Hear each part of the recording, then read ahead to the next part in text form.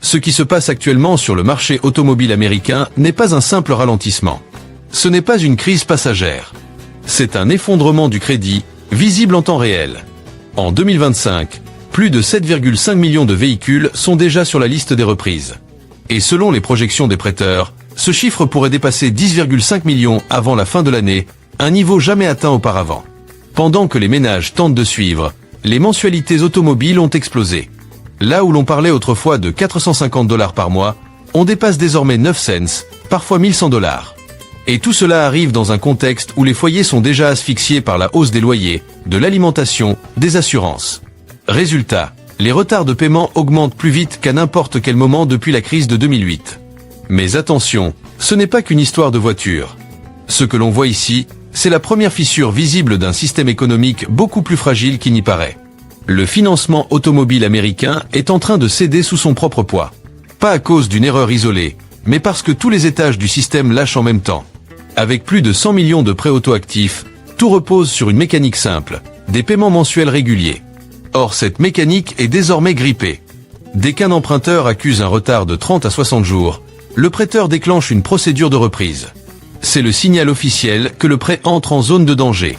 En 2025, ces procédures ont dépassé 7,1 millions, révélant la première phase de la rupture, une vague massive de retard qui sature toute la chaîne du crédit. Et le problème est encore plus profond. Ces dernières années, les véhicules financés affichaient des dettes comprises entre 34 000 et 48 000 $, étalées sur 72 à 96 mois. Dès le premier jour, la majorité des acheteurs se retrouvaient en valeur négative. Autrement dit, ils devaient plus que ce que valait réellement leur voiture. Il suffisait alors d'un choc minime, une dépense imprévue de 2 cents ou 3 cents $, une baisse de revenus pour que l'équilibre s'effondre. Le prêt avait été conçu à la limite extrême de ce que les ménages pouvaient supporter.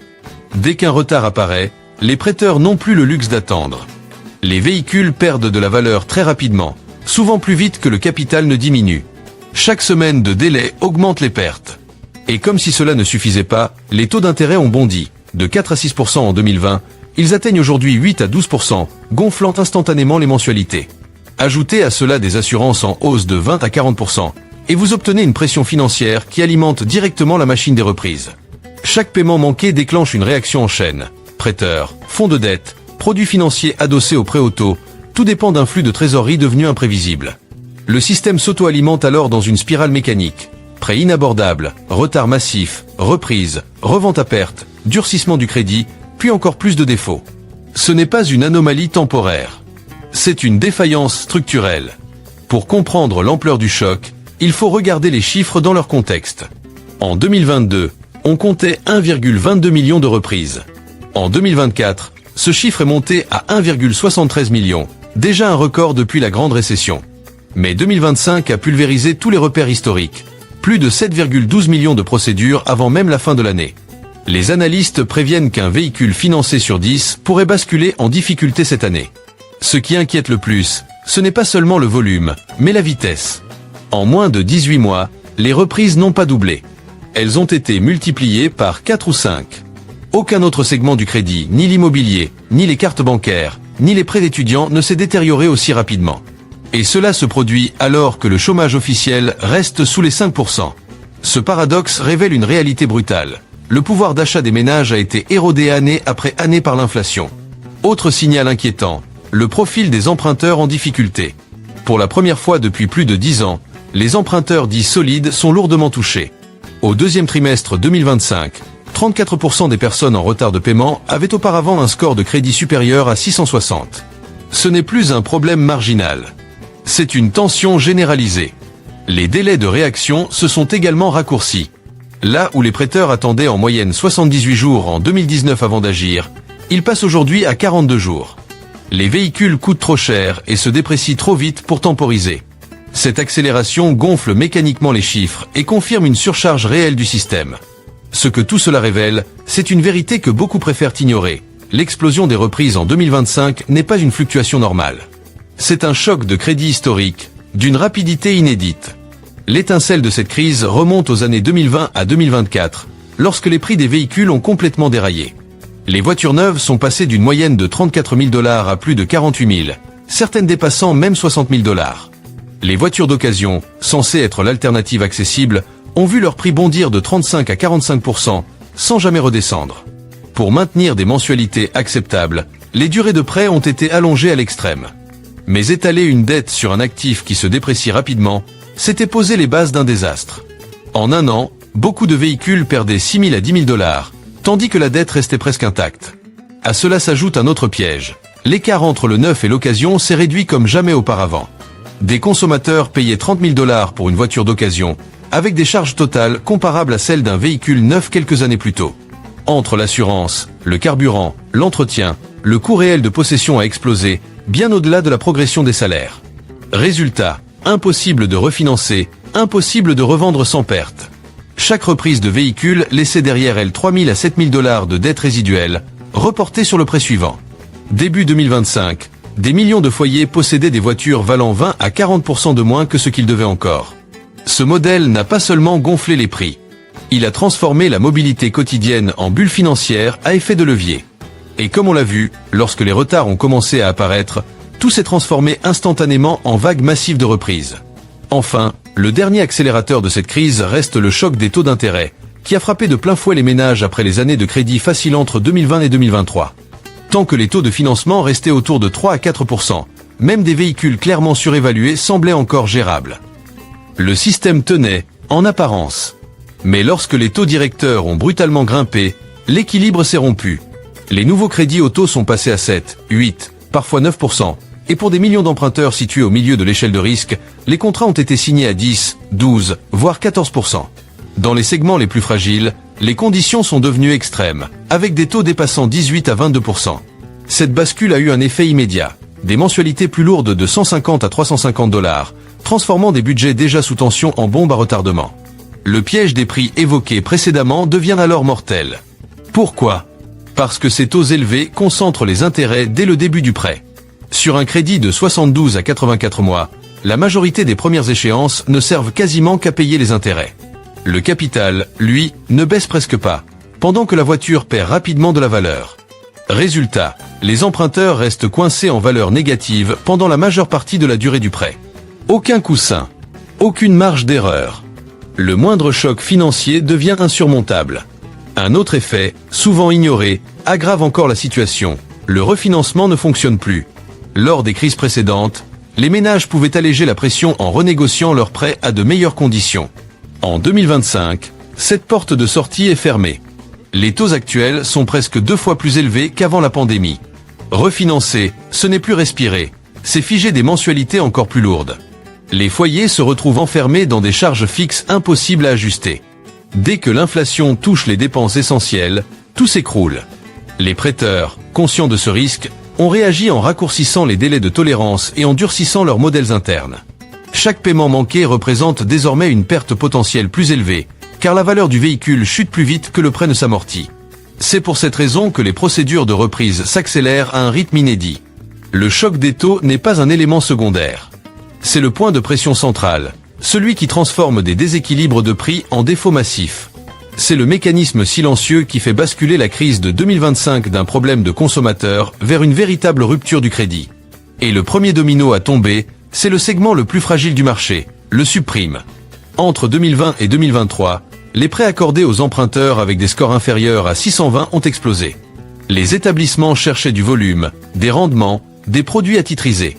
Les critères se sont assouplis, les vérifications de revenus allégées, les durées de prêt étirées. Début 2024, plus de 22% des nouveaux crédits auto relevaient du subprime ou du deep subprime, un record depuis plus de 10 ans. Ce stock de risque a préparé la première fissure.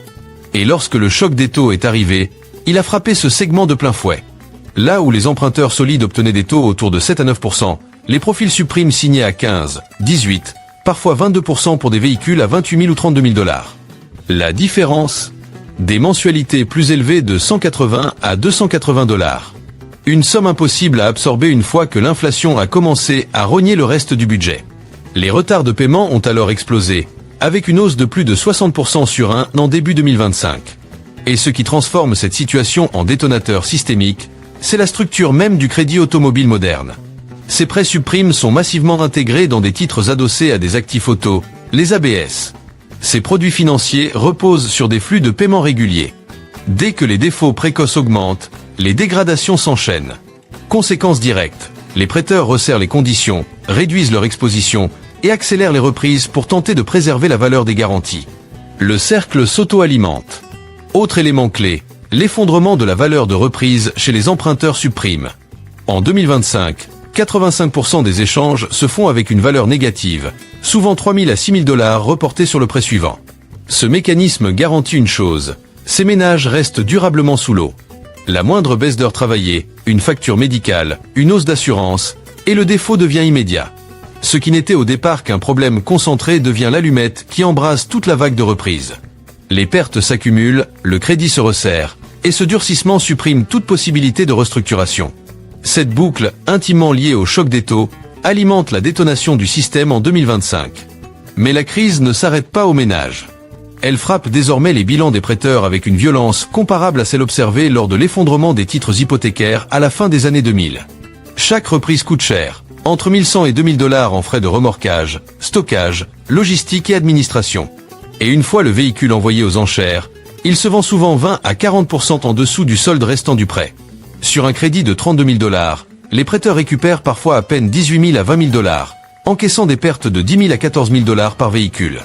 Multipliez cela par des millions de dossiers, et l'addition devient vertigineuse.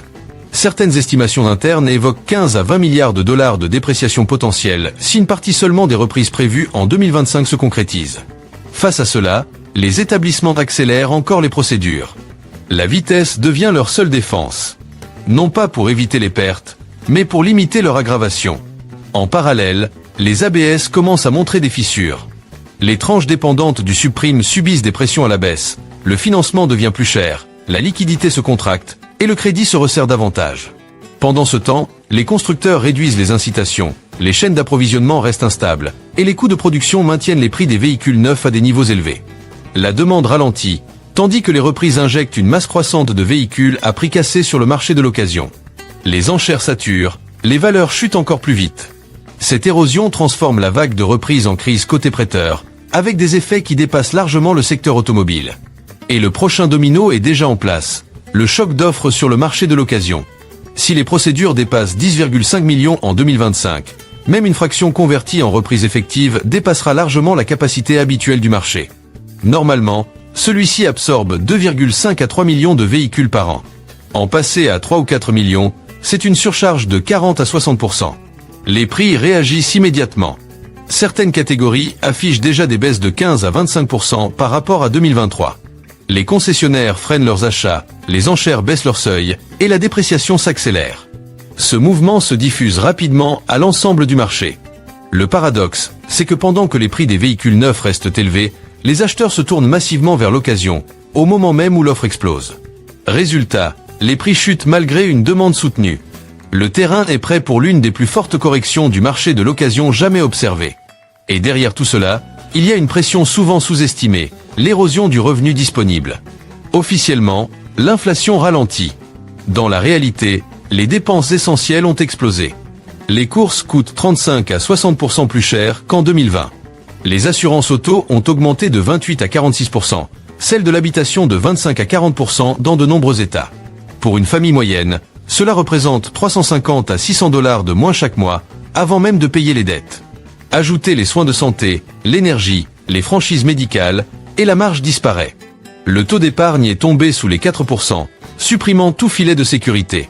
Dans ce contexte, chaque dette fixe devient plus lourde. Le système repose sur une stabilité des flux financiers des ménages. L'inflation a détruit cette stabilité. Les défauts ne viennent pas d'une mauvaise gestion individuelle, mais d'un environnement économique qui a changé brutalement sous leurs pieds.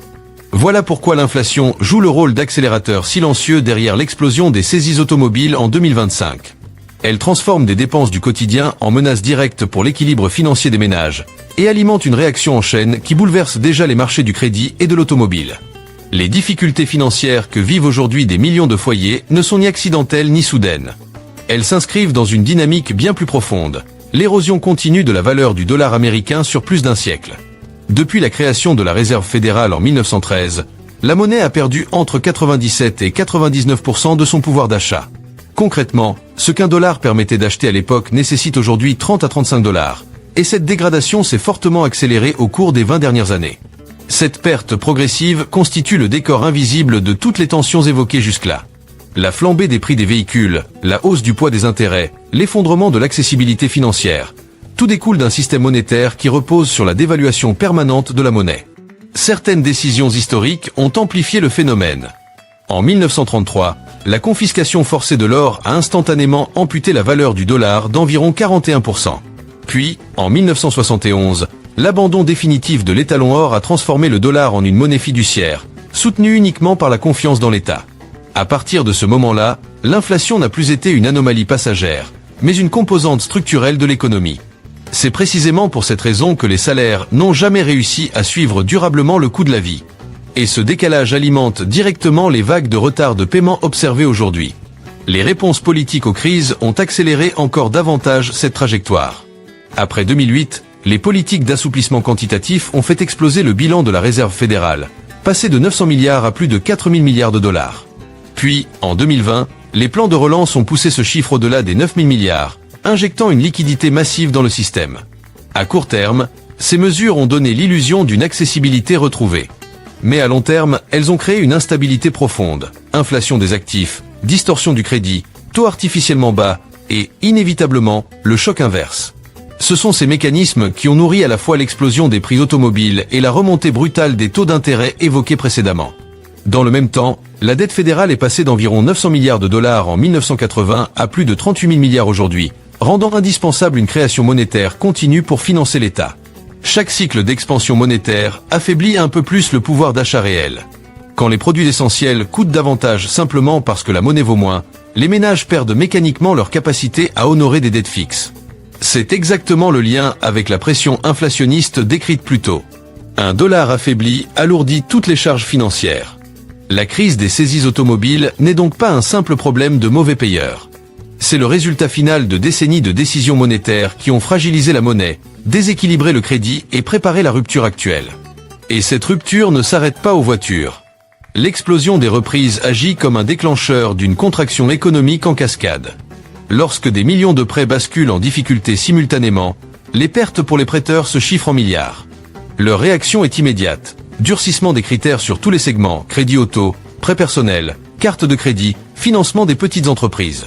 Ce resserrement du crédit réduit la capacité de dépense des consommateurs, ce qui fragilise le commerce, l'industrie et les services. À mesure que les ventes automobiles ralentissent et que la production est réduite, l'impact se propage à l'emploi. Le secteur automobile soutient plus de 4 millions d'emplois directs et indirects. Toute contraction affecte la fabrication, la logistique, le transport et les concessions.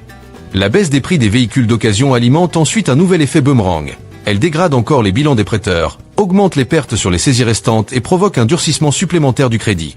Le cycle s'auto-renforce. Ce mécanisme se poursuit jusqu'à ce que l'économie dans son ensemble entre dans un repli synchronisé.